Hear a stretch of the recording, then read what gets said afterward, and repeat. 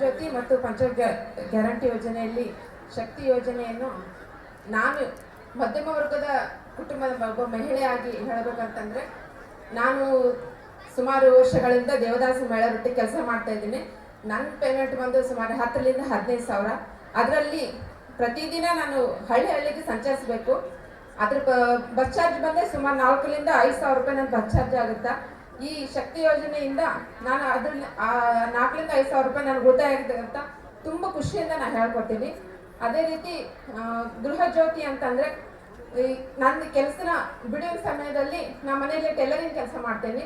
ನನ್ನ ಬಟ್ಟೆನ ಹೊಲಿತೀನಿ ಮತ್ತು ಬರ್ತಕ್ಕಂಥ ಗ್ರಾಹಕರ ಬಟ್ಟೆನೂ ಹೊಲಿತೀನಿ. ಅದರಿಂದ ಸುಮಾರು ಪ್ರತಿ ತಿಂಗಳು ನನಗೆ 10,000ರಿಂದ 15,000ವರೆಗೂ ನನಗೆ ಕರೆಂಟ್ ಬಿಲ್ ಬರ್ತಾ ಇತ್ತು.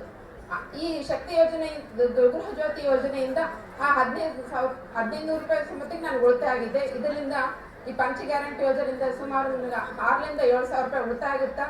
ಈ ಉಳಿತಾಯದ ಹಣದಿಂದ ನನ್ನ ಮಗಳಿಗೆ ನಾನು ವಿದ್ಯಾಭ್ಯಾಸಕ್ಕೆ ಕೊಡಿಸೋದ್ರೆ ತುಂಬ ಅನುಕೂಲ ಆಗುತ್ತೆ ಅಂತ ಹೇಳಕ್ಕೆ ಇಷ್ಟಪಡ್ತೀನಿ.